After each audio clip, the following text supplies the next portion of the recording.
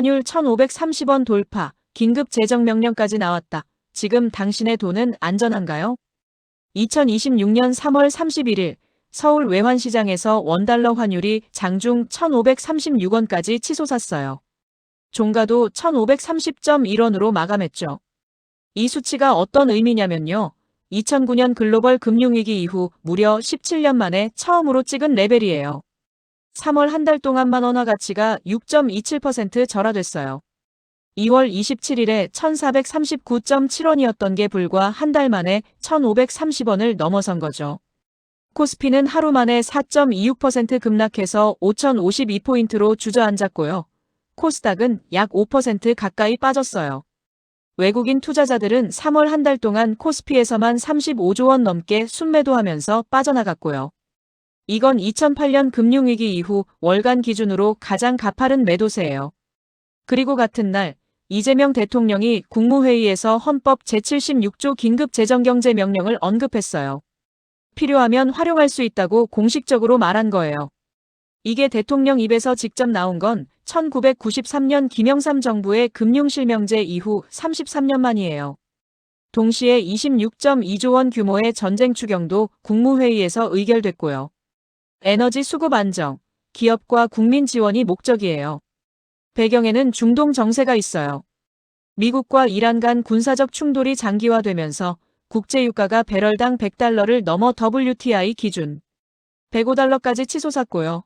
브렌트유는 110달러 선을 넘어섰어요. 호르무즈 해협 봉쇄 우려까지 겹치면서 글로벌 자금이 안전자산으로 대이동하는 흐름이 만들어진 거죠.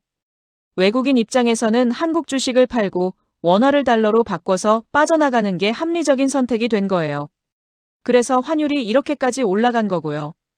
그러면 지금이 정말 1997년 IMF 외환위기 수준인 걸까요? 솔직히 말하면 환율 숫자만 보면 그렇게 느낄 수 있어요. 1,530원이라는 레벨 자체가 금융위기급이니까요. 하지만 구조적으로 보면 1997년과 지금은 완전히 다른 상황이에요. 당시에는 외환 보유고가 39.4억 달러까지 바닥났어요. 은행들이 단기 외채를 갚지 못하면서 시스템 자체가 무너진 거였죠. 지금은요? 2026년 2월 기준 한국의 외환 보유고는 4,276억 달러예요. 1997년의 100배가 넘는 수준이죠. 한국은행 신현송 총재 후보자도 공식적으로 달러 유동성은 양호하고 큰 금융 불안정 우려는 없다고 발언했어요. 그리고 한국은 캐나다, 중국, 일본, 스위스, 호주 등 주요국과 통화스와프 협정도 체결되어 있고요. 그러니까 지금이 IMF다라고 단정하는 건 과장이에요. 하지만 2009년 이후 가장 강한 환율 스트레스를 겪고 있다는 건 팩트예요. 정부가 긴급재정명령이라는 최후의 카드까지 언급했다는 것 자체가 상황의 심각성을 말해주는 거니까요. 중동 전쟁이 장기화되면 1,500원대 환율이 고착화될 수 있다는 전망도 나오고 있어요. 자, 이제 시선을 좀 돌려볼게요. 한국이 거시경제 충격에 흔들리는 동안 대서양 건너편에서는 완전히 다른 그림이 펼쳐지고 있어요. 2018년 하버드대학교 케네디 스쿨의 케네스 로고프 교수가 CNBC에 출연해서 이렇게 말했어요. 비트코인은 10년 뒤에 10만 달러가 되는 것보다 100달러가 될 가능성이 더 높다. 전 IMF 수석 경제학자 출신의 세계적인 석학이 한 말이에요. 정부 규제가 강화되면 비트코인은 사라질 거라는 판단이었죠. 그런데 2025년 같은 하버드 대학교에서 무슨 일이 벌어졌냐면요. 하버드 매니지먼트 컴퍼니, 그러니까 하버드에 532억 달러짜리 기부금을 굴리는 운용사가 블랙록의 아이셰어스 비트코인 트러스트, 즉 IBIT에 1억 1,600만 달러를 투자한 게 공시된 거예요. 당시 비트코인 가격이 약 11만 6천 달러 수준이었으니까 11만 6천 달러에 1억 1,600만 달러어치. 비트코인을 샀다는 표현이 정확히 맞는 거죠. 이후 행보는 더 놀라웠어요. 2025년 3분기에 하버드는 IBIT 보유량을 257%나 늘렸어요. 190만 주에서 681만 주로 3배 넘게 확대한 거죠. 금액으로 하면 약 4억 4,280만 달러. 이게 하버드 공개 포트폴리오에서 가장 큰 포지션이 됐어요. 마이크로소프트, 아마존, 엔비디아보다 비트코인 ETF 비중이 더 높아진 거예요. 블룸버그 ETF 애널리스트 에릭 발추나스는 이걸 두고 ETF에 대한 최고의 검증이라고 평가했고요. 물론 그 다음 분기에는 좀 달라졌어요. 2025년 12월 31일 기준으로 하버드는 IBIT를 약 21% 줄여서 2억 6,580만 달러 수준으로 조정했고요. 대신 블랙록의 이더리움 ETF인 ETHA를 약 8,680만 달러어치 새로 담았어요. 포트폴리오 리밸런싱에 들어간 거죠. 비트코인만 올인한 게 아니라 암호화폐 전반으로 다각화하는 전략으로 움직인 거예요. 그래도 총 암호화폐 ETF 투자액이 3억 5,200만 달러 이상이에요.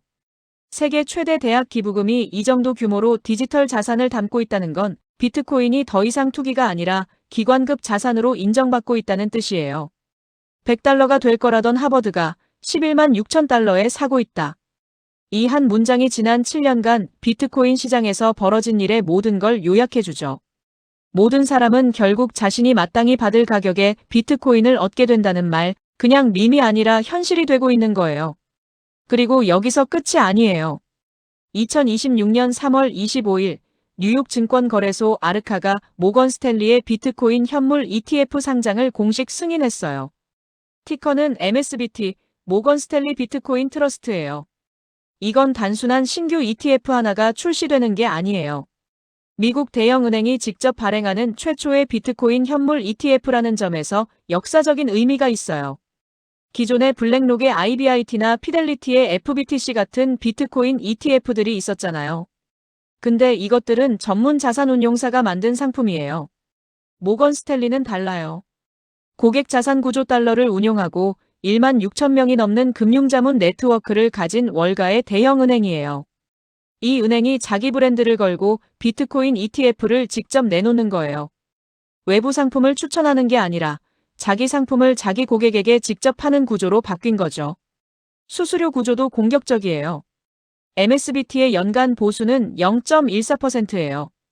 블랙록 IBIT가 0.25%, 그레이스케일 미니 BTC가 0.15%인데 이보다 더 낮춘 거죠. 심지어 출시 후 6개월간 최초 50억 달러 투자분에 대해서는 수수료를 면제한다는 조건까지 걸었어요. 단순 참여가 아니라 시장 점유율 전쟁을 하겠다는 선언이에요. 보관 구조도 탄탄해요. 비트코인 현물은 코인베이스 커스터디가 콜드월렛에서 보관하고요. 현금 수탁과 펀드 관리는 BNY 멜론이 맡아요. 블랙록 IBIT와 동일한 인프라 위에 모건 스탠리라는 브랜드가 얹어진 구조죠. 이게 왜 중요하냐면요. 모건 스탠리는 혼자가 아니에요. 골드만삭스는 2025년에 비트코인 ETF 발행사 이노베이터를 20억 달러에 인수했고요. 메릴 린치는 2026년 1월에 자산관리 자문인들이 고객에게 비트코인 ETF를 추천할 수 있도록 승인했어요. 피델리티는 이더리움 ETF를 스테이킹 방식으로 수정 신청했고요. JP모건 분석가들은 2026년에 연기금과 기금이 규제된 암호화폐 상품에 최대 1,300억 달러까지 투입할 수 있다고 전망했어요. XRP ETF 신청도 8건이 심사 중이고요. 전통 금융이 비트코인을 핵심 금융상품으로 본격 편입하고 있는 거예요. 더 이상 암호화폐를 인정하느냐 마느냐의 단계가 아니에요. 누가 더 싸게, 더 빨리, 더 많은 고객에게 비트코인을 제공하느냐의 경쟁 단계로 넘어간 거죠. 자, 이제 두 가지 흐름을 겹쳐볼게요. 한쪽에서는 한국이 에너지 충격과 환율 급등, 주식시장 폭락이라는 것이 스트레스를 정면으로 맞고 있어요. 정부는 26조 원 추경을 편성하고 대통령은 긴급 재정명령이라는 헌법상 최후의 카드까지 꺼내들었죠. 다른 한쪽에서는 미국의 하버드, 모건 스탠리, 골드만삭스, 메릴 린치 같은 전통 금융의 최상위 기관들이 비트코인을 포트폴리오의 핵심 자산으로 흡수하고 있어요. 수수료 경쟁까지 벌이면서요. 이 두 흐름이 만나면 한국 투자자 입장에서는 자연스럽게 하나의 결론이 나와요. 원화 자산의 리스크가 커지고 있고 달러와 비트코인의 전략적 중요성이 동시에 높아지고 있다는 거예요. 실제로 원화가 약세일 때 달러 자산의 방어력이 커지는 건 교과서적으로 맞는 얘기예요. 비트코인은 현재 약 6만 7천 달러에서 6만 8천 달러 수준에서 거래되고 있는데요. 2025년 10월 고점인 12만 5천 달러에서 거의 반 토막이 난 상태이긴 해요. 하지만 기관 자금의 유입 구조가 완전히 바뀌었다는 점에서 과거 하락장과는 질적으로 달라요.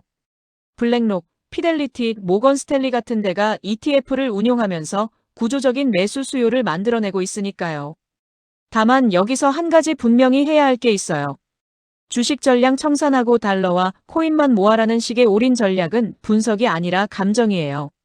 코스피가 3월에 폭락한 건 맞지만 연초 급등분을 감안하면 연간 기준으로는 아직 약 20% 높은 수준이에요. 지금은 분명히 리스크 오프 구간이지만 패닉 속에서 모든 자산을 한 방향으로 몰아넣는 건 위험 관리가 아니라 도박이에요. 더 정확한 접근은 이거예요. 원화 자산 비중을 점검하고 달러 비중을 전략적으로 늘리면서 비트코인 같은 대체 자산의 포지션을 검토하는 거예요. 한 번에 올인하는 게 아니라 리스크를 분산하면서 구조적 변화에 베팅하는 거죠. 정리해 볼게요. 환율 1,530원 돌파와 긴급 재정명령 언급은 사실이에요. 2009년 이후 가장 강한 환율 스트레스가 진행 중이고 정부는 비상재정 카드까지 열어둔 상태예요. 하지만 이걸 곧바로 IMF 재현이라고 부르는 건 외환 보유고 4,276억 달러라는 현실과 맞지 않아요. 하버드가 2018년에 비트코인 100달러를 전망했다가 2025년에 1억 달러 넘게 투자한 건 사실이에요. 다만 하버드 대학교의 공식 입장이라기보다는 하버드 소속 경제학자 로고프의 개인 발언이 출발점이었고 실제 투자는 하버드 매니지먼트 컴퍼니가 비트코인 현물 ETF 지분을 통해 집행한 거예요. 모건 스탠리 MSBT는 NYSE 상장 승인이 완료됐고 연간 보수 0.14%로 현존 최저 수수료를 들고 나왔어요. 미국 대형은행이 직접 발행하는 첫 비트코인 현물 ETF로 전통 금융의 비트코인 편입이 한 단계 더 깊어진 신호예요. 지금 이 순간 한국은 에너지 위기와 환율 스트레스 한가운데에 있고 미국은 비트코인을 제도권 금융상품으로 더 깊게 빨아들이고 있어요. 이 두 흐름이 교차하는 지점에서 한국 투자자가 해야 할 일은 하나예요. 냉정하게 데이터를 보고 원화 리스크를 관리하면서 글로벌 자산 배분을 재점검하는 것. 패닉도 무관심도 답이 아니에요.